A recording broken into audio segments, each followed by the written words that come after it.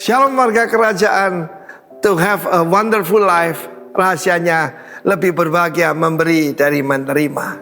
Dan kita melihat seorang tokoh di sini, seorang anak muda yang tidak mementingkan dirinya, dan dia dipilih oleh jemaat untuk menjadi deacon, diakon. Diakon itu apa? Pelayan. Semua orang mau jadi bos, semua orang mau jadi cukong. Tapi sedikit sekali yang mau jadi pelayan. Dan apa pelayanannya? Tidak kelihatan, tidak mengkilat, tidak moncer, yaitu mengurus janda-janda tua dalam pembagian, yaitu makanan mereka, kehidupan mereka. Dan itu dia lakukan. Itu pelayanan diakonia. Saudara, salah satu mereka adalah Philip. Ada 7 orang dipilih. Dari kurang lebih 10.000 orang ya, waktu itu jemaat dipilih cuma 7. Jadi ini orang-orang istimewa. Dia punya honest report, punya nama baik di luar jemaat, penuh Roh Kudus, penuh hikmat, penuh dengan anugerah. Dan ketika terjadi aniaya hebat, Kisah Rasul 8 ayat yang pertama, maka Philip pergi ke Samaria. Dia tidak memikirkan dirinya sendiri. Aku masih muda, aku belum menikah, dan sekarang ini mengalami aniaya karena mengikut Yesus. Dan di sana terjadi revival. Tuhan selalu memakai orang yang tidak mementingkan dirinya sendiri. Dan banyak orang menyerahkan diri, termasuk yaitu tukang sihir di Samaria. Ya, apa yang terjadi? Orang yang dianggap berpengaruh bertobat. Dan dia tanda orang rendah hati dan selfish. Dia tidak akui itu sebagai pelayanannya. Dia memanggil pemimpinnya, itu Petrus dan Yohanes. Dan melalui Petrus dan Yohanes, orang-orang di Samaria yang dulu menolak Yesus dibaptis dalam Roh Kudus. Setelah itu apa yang terjadi?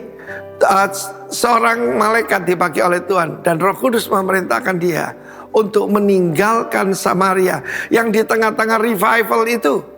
Untuk kemana, saudaraku? Disuruh pergi ke padang belantara, ya, bahkan Gaza, saudaraku, ya. Maka saudaraku, dia seorang yang dipimpin oleh Roh Kudus. Kalau mau dipakai Tuhan, tidak bisa selfish, tidak bisa. Selfishness akan membuat orang jauh dari Tuhan, karena itu bukan sifat daripada Tuhan. We live by dying, we lead by serving. Kita memimpin dengan melayani, and we gain by giving. Kita mendapat keuntungan, yaitu dengan apa? Dengan memberi. Karena aneh ya, bertolak belakang dengan dunia ini. Malaikat Tuhan berkata, bangun, berangkat ke sebelah selatan menuju Gaza. Jalan itu jalan yang sunyi. Dan ketika dia taat, dia bertemu dengan seorang Ethiopia. Dan dia adalah orang pertama yang dari keturunan Ham menjadi orang percaya. Dalam Kisah Rasul 9 selanjutnya, itu keturunan dari Yafet, yaitu Cornelius, menjadi orang percaya. Dan kita tahu bagaimana selesai dia melayani pejabat dari Ethiopia ini, dia diraihkan pergi ke Asdod. Asdod juga kota di daerah Gaza, saudaraku. Ya, apa yang terjadi? Kemudian kita baca Kisah Rasul pasal 21, ada reward daripada Tuhan buat orang yang selfless. Bagaimana dia sampai ke Kaisaria? Catatannya 25 tahun dia ada di sana, sampai ketemu Rasul Paulus. Dan dia punya 4 orang putri yang hebat, anak darah, 4 virgin. Ya, 4 virgin, ada hidupnya suci, dan mereka semua bernubuat. Apa ukuran seorang hamba Tuhan? Kedekatannya, ketaatannya kepada Tuhan. Make yourself available. Hiduplah selfless, dan keluargamu akan diberkati. Anak-anakmu menjadi hamba-hamba Tuhan.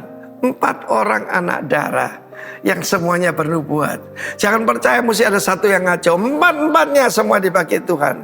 Karena Tuhan memberkati keluarga kalian, warga kerajaan Allah. In Jesus' name, amen.